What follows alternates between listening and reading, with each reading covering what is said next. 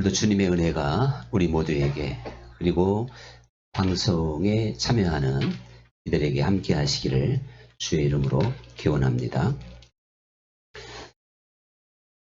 어느 부모님이 계셨는데 재산이 많고 굉장히 힘이 있는, 그래서 자녀들에게 무엇이든지 해줄 수 있는 그러한 부모라면 자녀들은 사실 이 경쟁이 치열한 세상에서 누구보다도 앞서갈 수 있는 그러한 자녀들이 될 수가 있었습니다.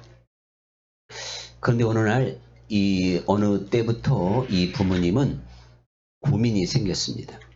무슨 고민이냐면 이 부모님, 그러니까 구체적으로 아버지는 그 자녀를 위해서 무엇이든지 해주고 싶고, 그래서 그가 어려움이 없이 그 앞길이 아주 순탄하고 탄탄대로를 걸어갈 수 있도록 길을 열어줄 수 있고 도와줄 수 있는, 본인인 걸 누구보다도 잘 안단 말이죠. 그런데 이 자식이 그 부모님의 제안을 잘 받아들여야 그 부모가 어떻게 보면 시키는 대로, 또한 말씀하는 대로 따라하면 아무런 염려가 없고 실패하지 않고 좀 평안하게 살 수도 있을 텐데, 일단 여기까지는 육적인 얘기입니다. 이렇다고 다 좋은 것이라는 건 아닙니다. 그런데 금수저로 요즘에 말하면 태어났는데도 불구하고 스스로 금수저의 모든 것을 다 박차버리고 아주 흙수저 중에서도 흙수저처럼 이 세상을 살아간다면 상당히 힘들 거예요. 모든 걸 자기가 하려고 하면 얼마나 어렵겠습니까? 옛날에는 자수성가라는 말이 확률이 높았지만 요즘에는 자수성가 그거 쉬운 시대가 아니잖아요. 그래서 이제 어떤 그 힘있는 부모님의 자녀들이 공부도 이제 잘할 수밖에 없는 시대가 돼 있습니다. 뒷바라지를 잘 해주니까요. 그리고 쪽집게 과외 교사한테 공부하는 거하고 학교에서 선생님만 하고 자기가 스스로 공부하는 거하고는 이건 하늘과 땅입니다. 그 전문가한테 배우면요, 1시간이면 다 알 수 있는 걸 혼자 하려면 100시간 걸려요. 100시간. 그래서 경쟁이 안 되는 거예요. 그렇기 때문에 이제는 정말 금수저의 집에서 또 어떤 금수저의 족보로 계속 이어지는 그런 시대인 걸 볼 수가 있습니다. 그렇다고 해서 스스로 어떠한 스스로의 그 기반을 잡고 어떤 경쟁에서 이기고자 하는 그런 자립정신, 제가 그것을 말씀드리는 게 아니고, 부모 입장에서 무엇이든지 해줄 수 있고 도와줄 수 있다면 그 자식이 그것을 기쁜 마음으로 받아들이고, 그래서 부모의 손을 함께 잡고 뭔가 살아갈 수 있는 자세가 된다면 괜히 빙빙 돌아가지 않아도 되고 힘들지 않아도 될 텐데, 종종 반항하고 부모님이 원하는 대로 하지 않으므로 고생을 사서 하는 그런 경우도 많이 있습니다. 오늘 이 본문의 말씀, 바로 탕자의 비유가 그런 것입니다. 이 탕자의 아버지는요, 이 탕자를 위해서 사실은 무엇이든지 다 해줄 수 있는 사람이었어요. 그래서 이 탕자가 그 부모님 말만 들으면, 부모님의 제안만 받아들이면 그가 방황할 일도 없고 배고플 일도 없고 병들 일도 없고 쥐엄 열매를 먹을 이유도 없었다, 그런 이야기입니다. 그런데 부모님이 원하는 대로 하지 않았기 때문에, 부모님의 그 간절한 요청을 받아들이지 않으므로 그는 이유로 헤아릴 수 없는 비참한 삶을 살 수밖에 없는 그러한 존재가 돼버리고 만 것입니다. 하나님은 우리에게 무엇이든지 해줄 수 있고 하나님은 우리를 항상 도와주시는 분인 줄 믿습니다. 그래서 나의 바위고 피난처고 요새고 구원의 산성이 된다 그랬고 우편에서 그늘이 되시는 분이다. 하나님이 우리에게 이러한 분으로 성경에 묘사가 되어져 있다면 그 하나님이 우리를 위하여 무엇을 못하시겠습니까? 사실 우리의 모든 고민과 우리의 아픔을 해결해 주시고 씻어 줄 수 있는 분이죠. 그런데 그 하나님은 무엇이든지 우리를 도와줄 수 있는데요. 또 그 하나님 아버지처럼 우리의 고민과 아픔과 슬픔을 알아줄 수 있는 분이 누가 있겠습니까? 어떤 때 인생들은 하나님이 내 아픔을 모르는가 봐, 내 형편과 사정을 모르는가 봐. 그건 자기 생각이고, 같이 한번 해볼까요? 그건 내 생각이고, 네. 하나님 편에서 우리 안고 서는 것도 다 아시는데요. 우리의 생각과 마음을 다 통찰하시는 분이 내 아픔, 내 지금 그 어려움을 왜 모르시냔 말이죠. 누구보다도 잘 아시는 분인데 또한 주님께서 이 세상을 육신의 몸을 입고 사셨기 때문에 이렇게 말씀을 하셔요. 너희가 세상에서 환난을 당하나 담대하라. 내가 세상을 이겼노라. 야, 하나님이 직접 우리 인간의 몸을 입고 이 땅에 한번 살아보니까요. 이게 만만한 세상이 아니라는 걸 인정해 주신 줄 믿습니다. 그러면서 너희가 세상에서는 환난을 당하나 엄청난 환난을 당할 수밖에 없어요. 종교적인 핍박 외에도 우리는 사실요. 아주 이거 소리 없는 전쟁, 총성 없는 전쟁 날마다 치르고 있지 않습니까? 얼마나 치열한 전 세계에서 대한민국은 또 그것도 서열 아마 3번째나 들어갈 거예요. 아니면 맨 1등인지도 몰라요. 우리는 1등이 아니면 안 하는 줄 믿습니다. 좋은 것만 1등 해야 되는데 좋은 것도 최첨단도 1등이 엄청나게 많은데 안 좋은 것도 1등이 무지하게 많아요. 그러니 엄청나게 피곤한 사회예요. 정말 피곤한 사회예요. 언젠가 말씀드렸지만 제가 스페인, 포르투갈, 특히 스페인 정도만 가도요. 야, 여기가 지상 낙원인가? 이게 그냥 몸으로 느껴져요. 왜 그러냐면 모든 게 서서히 그리고 뭔가 안정되어 있고 사람들이 이렇게 편안해 보이더라고요. 뭔가 느껴지는 분위기가 있잖아요. 우리가 애굽을 이집트를 갔을 때 느껴지는 분위기, 이스라엘 가면 느껴지는 분위기, 이게 유럽에 갔을 때 느껴지는 분위기가 가장 뭔가 저한테는 좀 평온하게, 저녁쯤에 들어가서 그랬는지 그런 것을 제가 느끼기도 했습니다만은 이렇게 치열한 사회이기 때문에 오늘 너희가 세상에서는 환난을 당하나 담대하라. 내가 세상을 이겼다. 그러면서 주님께서 마리아, 마르다, 나사로 집에 가셨을 때 나사로의 죽음 앞에 마르다도 마리아도 그리고 모든 그 동네 사람들도 그 죽음의 슬픔 앞에서 막 눈물 흘리고 모든 희망을 잃어버린 것을 보고 너무나도 가슴이 아파서 함께 우셨잖아요. 우리 인간의 그 슬픔을 온몸으로 느끼는 그러한 시간이었습니다. 그래서 너희는 마음에 근심하지 말라. 하나님을 믿으니 또 나를 믿어라. 주님이 이렇게 말씀하셨다면 저는 이 말씀을 볼 때 참 믿음이 저절로 오더라고요. 왜 그러냐면 아주 강조법을 쓰셨잖아요. 하나님을 믿으니 또 나를 믿어라. 우리 주님께서 완전히 우리를 보호해 주시고 우리를 지켜주시고 위로해 줄 수 있는 분이기 때문에 그렇게 표현했던 줄로 믿습니다. 그러면서 근본적으로 수고하고 무거운 짐진 자들아 내게로 오라 내가 너희를 편히 쉬게 하리라. 이렇게 말씀하신 이유는 우리 인생들이 정말 수고하고 무거운 짐이 많은 겁니다.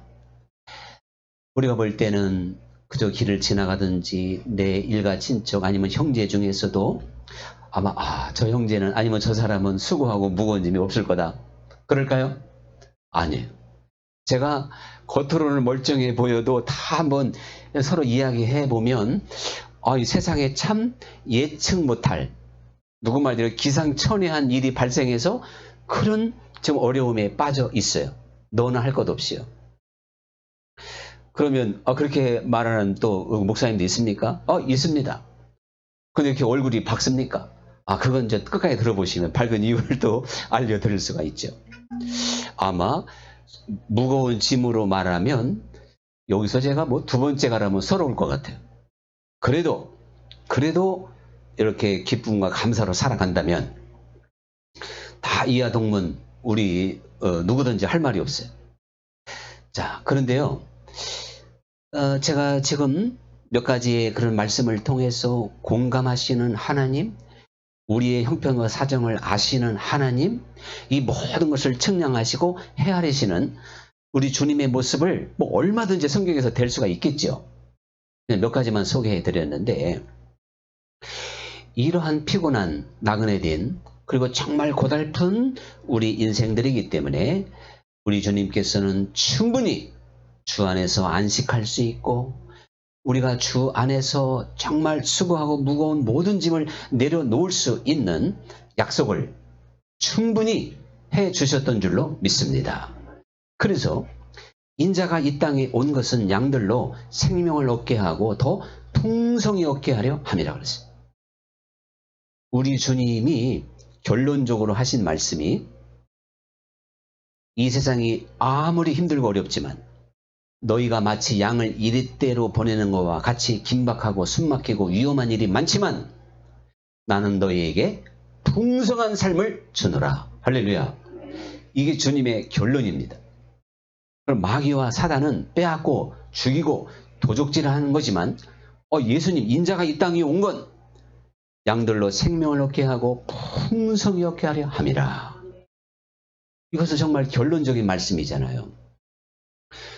풍성한 삶이라고 하는 것이 짓눌리고 아프고 괴로워하고 슬퍼하고 원망하는, 일단 그런 건 아니잖아요. 뭐 물질적인 걸 떠나서 물론 거기에 먹을 거 이런 것도 빼놓을 수는 없겠죠. 그러나 그거는 기본적으로 말씀을 하셨겠지만 진짜 풍성한 삶은 내면에서부터 나오게 될 줄 믿습니다. 금강산도 식후경이라고요.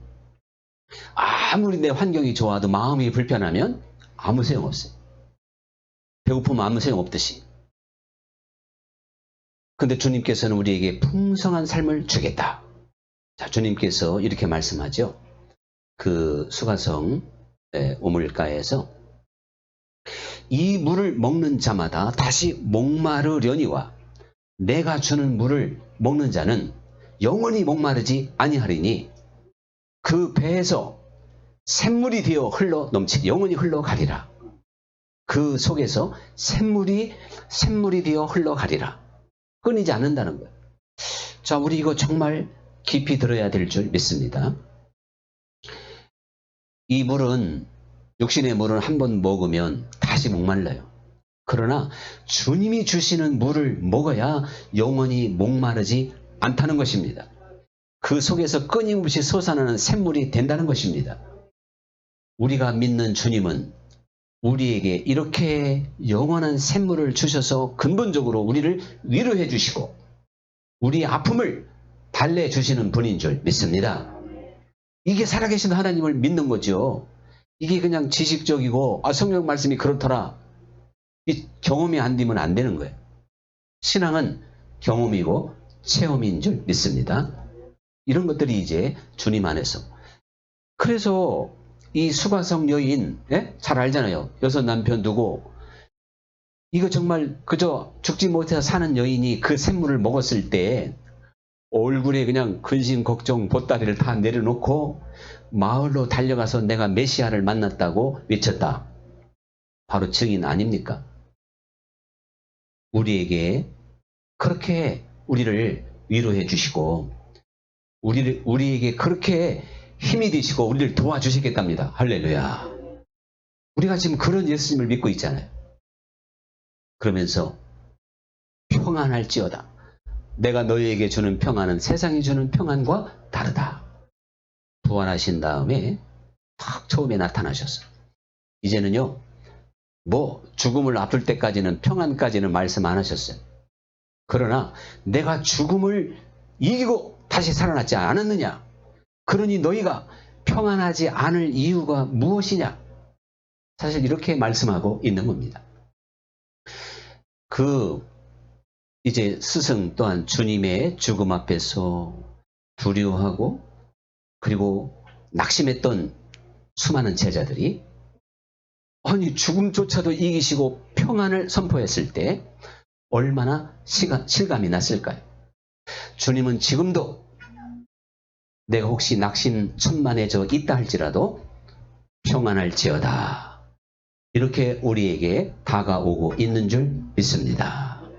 항상 그런 분이죠. 우리에게 평안을 주셔서 지금 문제가 있던 없던 평안을 얻게 되면 사실 그 모든 문제는 해결되는 것이잖아요. 그리고 우리 주님께서 계속적으로 성경 말씀에 항상 기뻐하라. 범사에 감사하라. 쉬지 말고 기도해라. 이렇다면 이미 하나님 안에서 이 모든 특권이 우리에게 약속이 된 거고 그렇게 해줄 수가 있으니까 기뻐하라 감사하라 말씀하시는 거죠. 그렇게 책임질 수 있는 능력이 있을 줄 믿습니다. 이게 무책임한 말씀일까요? 제가 사람이 그렇게 한다면 참 입장 한번 바꿔놓고 생각해 보시오. 해주지도 못하면서 이렇게 당장 반박할 수밖에 없어요. 그런데 주님이 죽을 병에 걸린 사람이라 할지라도 기뻐하고 감사해라. 충분한 이유가 될 줄 믿습니다. 엄청난 어려움 가운데 있는 이들에게도 평안해라. 주님은 그렇게 할 수 있는 권세가 있고 위치에 계신 분이세요. 그러한 주님을 꼭 붙잡고 우리가 모든 것을 이기고 기뻐하고 감사하고 평안할 수가 있어야 될 줄 믿습니다. 이게 믿음이에요. 믿음. 그렇게 하고 안 하고는 자기의 문제지 주님의 문제가 아니라 그런 이야기죠. 이제 주님께서 나는 갇힌 자, 눌린 자, 포로된 자, 결박된 자를 자유케 하기 위해서 오셨다. 참 제가 종종 잘 인용하는 말씀이지만 우리가 사는 이 삶의 전쟁에서 어떤 데는 그냥 미움 때문에 아니면 뭔가 큰 어려움 때문에 우리가 눌리고 결박당하고 분노 때문에 또 내가 결박당하고 이런 일들이 얼마든지 있는데요. 그래서 참 죄송하지만 우리나라가 자살률 대답은 그냥 1등하면 다 맞는 거예요. 자살률 1등. 그러면 우리나라하고 지금 못 사는 나라하고 저 북한만 하고도 경제력이 50배인가? 50배라 하더나요? 그 정도가 차이가 난다는데 북한에서는 한 끼를 얻어먹기 위해서 막 오리, 심리까지 기어이 걸어가서 주간그릇 얻어먹는 그런 열정이 있더라고요. 근데 우리는 집에 죽이 뭐요? 햄버거부터 시작해가지고 샌드위치, 뭐 그냥 라면도 별라면 다 해서 뭐 요즘에 불닭라면도 있대. 하여튼 뭐든지 먹을 수 있는 것이 지천인데도 왜 죽냔 말이죠. 우리의 결박과 우리의 눌림은 어떤 외적인 것이 그러니까 아니라 이겁니다. 마음에 있는 줄 믿습니다. 영적인 문제가 되는 것이죠. 주님께서 우리를 그렇게 이미 자유케 하셨고 풀어주셨고 우리 주님은 그러한 분인데도 왜 우리가 그러한 혜택을 충분히 못 받고 있을까? 그것은 다른 것이 아니라 주님의 그 모든 것을 우리가 받아들이지 않기 때문에 그래요. 받아들이지 않는 모습은 바로 이 탕자의 모습인 것입니다. 이 큰아들은 그거를 일단 받아들이고 였기 때문에 괜히 평지풍파가 없습니다. 근데 작은 아들은 아버지를 떠났잖아요. 부모의 집을 떠났지 않습니까? 그래서 우리 신앙의 문제는요. 주님께서는 우리를 무엇이든지 도와줄 수 있고 우리에게 역사하고 싶은데 우리가 그것을 거부하고 있다는 게 문제인 거예요. 그래서 너희가 내 안에 거하라. 포도나무 비유에서도 그러잖아요. 거할 때 주님의 제안을 내가 잘 영접하고 받아들일 때 모든 하나님의 은혜가 내 삶 속에 차고 넘치게 될 줄 믿습니다. 그러면 우리가 사실 벗어내야 될 게 뭐냐면 이 탕자의 기질인 거예요. 탕자의 기질. 그래서 이 탕자의 모습은요. 우리 모든 인생들의 모습이에요. 타락한 우리 인생들은 이 탕자의 본성, 탕자의 기질이 다 있는 겁니다. 그래서 세상을 따라가고 싶고 뭐 좀 세상에 보암직하고 모험직한 게 있을까? 세상의 부귀영화가 나를 행복하게 해줄까? 야, 이거 예수 믿는 거 참 따분하다. 처음에는 은혜 받아서 좋다가요, 조금 지나면 따분한 생각이 들어서 옛 생활에 슬슬 생각나게끔 돼 있어요. 요게 큰아들을 통해서 딱 나타납니다. 큰아들이 뭐라 그러냐면, 아버지, 저에게는 지금까지 염소 새끼 한 마리 안 잡아주고 저 방탕한 자식이 오니까 송아지를 잡아요. 이 말이 돼요? 이 말이 참 한 맺힌 말이에요. 아이, 세상에 이 아버지가 모든 걸 보장해 주고 있는데 왜 그쪽 염소 새끼 한 마리도 좀 잡아주지? 잡아줬어요? 안 잡아줬어요? 닭은 잡았겠네. 근데 최소한 염소라도 좀 한 마리 잡아서 해줬으면 그 한 맺힌 얘기가 안 나갈 텐데, 이거 아버지 안에 있는 게 좀 무미건조했던 것 같아요. 그런데 이게 실상이라니까요. 우리 예수님 믿는 건 사실은 어떻게 보면 육적으로 보면 아주 무미건조한 거예요. 정말 재미없어요. 저는 종종 친구들에게, 야, 저 세상 친구가, 오목사는 도대체 무슨 재미로 사냐? 나 질문 많이 들어봤어요. 여러분 들어봤습니까? 네. 목사하니까 질문을 들어본가. 그때가 이제 기회죠. 그럼 예수님 믿어봐. 응? 친구가 가지고 있는 그 재미하고는 비교가 안 되지. 이렇게 당연히 답변이 나가는 거죠. 흔히들 말하는 예수 믿는 재미도 있을 줄 믿습니다. 아니, 도가 아니라 예수 믿는 재미가 있을 줄 믿습니다. 이 재미에 충분히 빠져야 되는데요. 애굽에서 탈출한 이스라엘 사람들이 처음에 너무 신났지. 홍해바다 건너기까지는. 근데 그때부터 삭막하기가 그지없잖아요.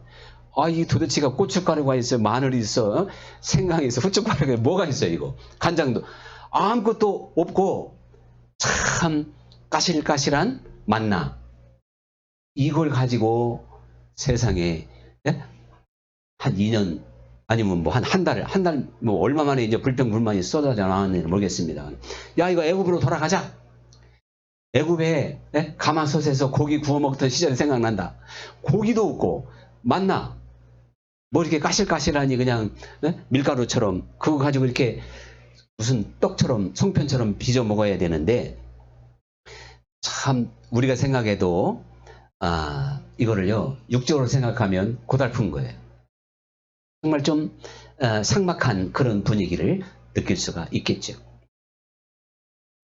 우리가요 신앙생활 하다 보면 처음에는 달라진 환경 또 은혜 받아서 주일이 막 기다려지기도 하고, 처음에 신앙생활 할 때 주일 안 기다렸던 분 누가 있어요? 주일 지나면 또 수요일 언제 오냐? 왜 이렇게 또 날짜가 안 가? 예? 근데 이제 한참 은혜 지나서 이제 권사님 되고 장로님 되고 저도 목사 이렇게 30년 이상 하게 되면요, 이게 좀 달라질 수도 있다 이거죠. 예. 너무 깊이 나가면 곤란할 줄 믿습니다. 여기 얼굴 보기에 곤란한 분 한 분도 안 계시네. 예. 그냥 해도 되겠지만, 그래서 왜 이렇게 또 주일은 자주 와? 또 뭐 수요일 날 요즘에 이제 하여간 이렇게 우리가 이게 조금 달라지면서 그 애굽의 가마솥 고기, 그러다 그냥 불고기 그냥 바베큐 해 먹던 생각, 이런 거 생각나면서 방황할 수가 있는데, 이게 우리에게 뿌리 깊이 박힌 탕자의 기질입니다. 그리고 그 큰아들의 그 자기도 모르게 내뱉은 그 말이 실상이요, 실제예요, 실제. 우리 예수님을 믿는다고 하는 건 육신적으로는 참 고달퍼요. 누구 말도 반복하지만 재미도 없어요. 그렇지만 그때 아버지의 말이 있잖아요. 얘야, 너는 나와 함께 있어서 내 것이 다 내 것인데 무슨 염소 새끼를 찾고 있냐? 그러고 있는 거예요. 아니, 이 큰아들이 지금 착각이 아니고 보통 착각이 아니에요. 여러분, 우리 염소 새끼 찾지 맙시다. 아버지 것이 다 내 것인 줄 믿습니다.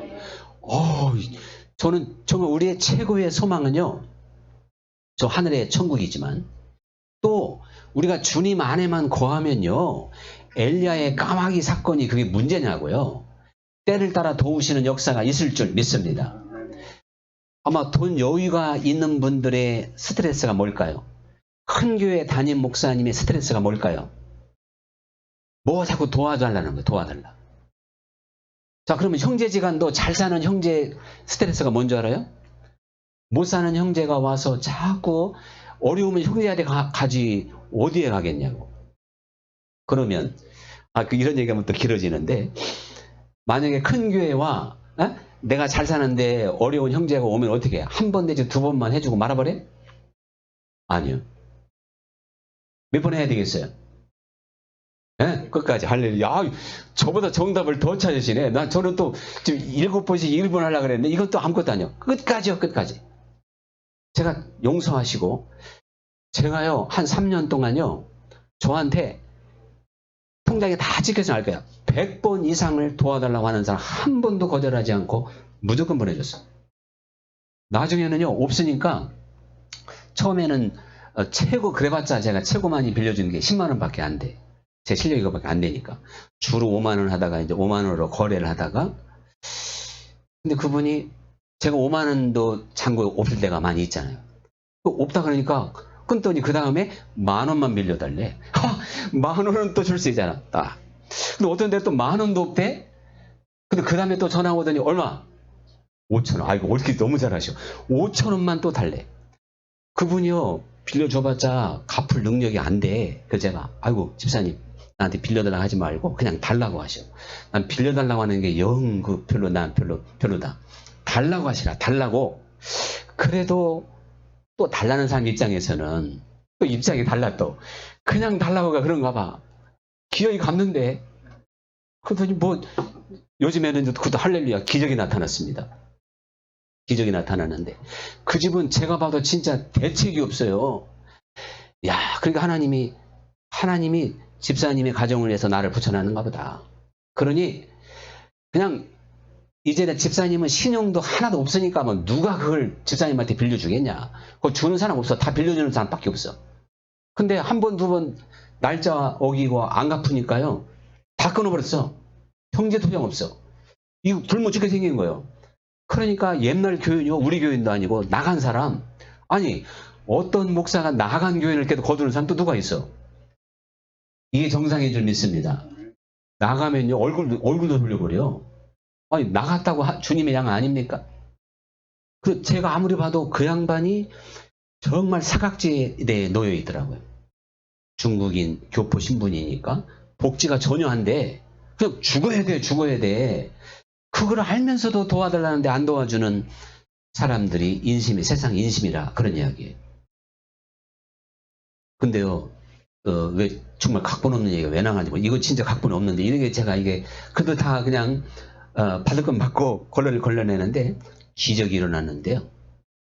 그분이 갑자기 이번 달부터 5월 부터 한 달 수입이 310만 원 정도가 됐어요. 네. 어떻게 되는지는 이제 저한테. 그리고 그 외국 국적을 한국 국적으로 제가 법무사한테 100만 원, 120만 원 제가 직접 법무 일을 하고, 죄송해요, 제가 20만 원 인지대 내고 바꿔줬어요. 그런데요, 그분이 고마운 줄을 전혀 모르더라고. 그리고 자기 말대로 뭐 내가 좋아지면 갚는다고 했으면은, 좋아졌으면 전화해서 한 5만 원 돌려줘야 할 거 아니에요? 이틀 만에 전화하는 사람이 이제 전화도 안 해. 할렐루야. 그러니까요, 사람은 화장실 갈 때 다르고 나올 때 다르다. 전혀 안 하는 건 아니고 2, 3일에 한 번 하던 것이 이제 일주일, 열흘 이렇게 멀어지더라고요. 이거 누구를 제가 흉보자는 게 아니고, 여러분, 근데 하나님이 저를 시험하는 것 같더라고요. 네가 한번 그런 가운데에서 진정한, 네가 평상시에 설교하는 데를 한번 하나 보자 안 보자. 보나 안 보나 그렇게 한번 저를 떠보는 것 같아요. 근데 제가 이걸 잘 통과했기 때문에 저 하나님 앞에 항상 큰소리죠. 하나님, 제가 하나님께 빌려준 거 많지요? 하나님께 구워준 거 많지요? 그런단 말이죠. 자, 하나님께 구워준 사람이 가장 행복한 줄 믿습니다. 다시 말씀드리지만 헌금한 건 하나님께 구워준 거 아니에요. 어려운 사람, 힘든 사람을 도와준 게 하나님께 구워준 것이다. 성경에 나와 있는 겁니다. 그런데 우리 한국교회에 하나님께 드리는 건 뭐 물불 안 가려. 근데 어려운 사람들에게는 그렇게 인색할 수가 없어요. 하나님께 물론 하지 말자는 게 아니고 그건 복 받아야 되니까 아마 하려는 것 같아. 예? 10만 원 하면 하나님이 100만 원 줄 텐데 왜 안 해 그거? 그런 식으로 배우니까. 그게 지금 하나님이 웃을 일이지 그게 말이 되는 얘기입니까? 실제 복 받는 길은요. 어려운 사람에게 주는 것이 복이 될 줄 믿습니다. 내가 어려울 때 나를 도왔으니 내가 너를 또 도와주리라. 그게 정확한 거예요. 이 성경에 그런 얘기가 많이 나옵니다. 이제 주님께서 이렇게 말씀을 하셔요. 아버지여 내가 아버지께로 이제 가오니 이 땅에서 내가 이러한 말을 한 것은 내 기쁨을 저희에게 충만케 하려 함이니이다. 이 요한복음 16장에서 이렇게 말씀하시는데 이게 뭐냐면 주님께서 이제 마지막 날이에요. 이제 아버지께로 가시면서 제자들에게 여러 가지 말을 들려주셨거든요. 부활하신다는 말씀. 또 뭐 그동안에 이제 많이 깨닫게 했어요. 이런 말씀을 충분히 들려주신 다음에 뭐라고 말씀하시냐면 내가 아버지께로 가면서 저들에게 내 제자들에게 이러한 말씀을 이러한 이야기를 들려준 것은 지금 내 기쁨을 저들에게도 충만케 하려 함이니이다. 이거 놀라운 말씀이에요. 자, 내 새벽이면 이제 붙잡혀요. 그리고 십자가의 그 고통을 아시지만 주님은 내 기쁨을 그 두려워하는 제자들에게 충만케 하려 함이라. 주님의 기쁨은 진리 안에서의 기쁨인 줄 믿습니다. 육신의 고통보다도 아버지의 그 사실 원한을 풀어주는 거잖아요.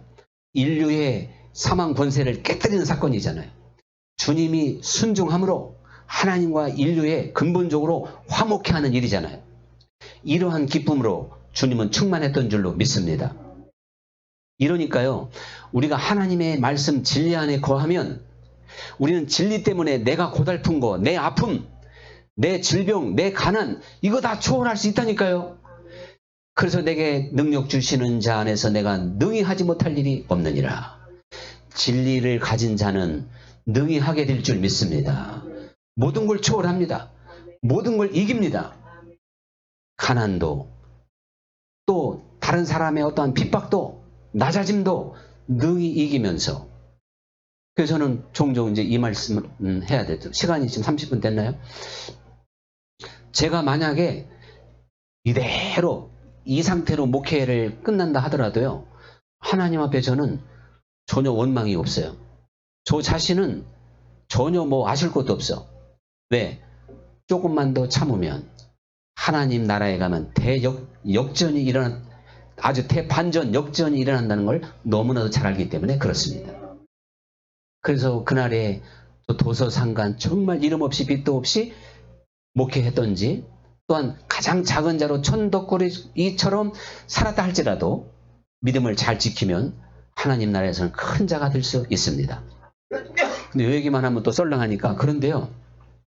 하나님이 저에게 참 많은 연단과 고난과 이렇게 말씀을 나름대로 하게 하셨기 때문에 조만간에 길을 열어주셔서 우리 정말 서울을 한국을 세계를 향해서 나가는 교회로 세워주실 줄 믿습니다. 네, 이제 오늘 찬양 드리겠습니다.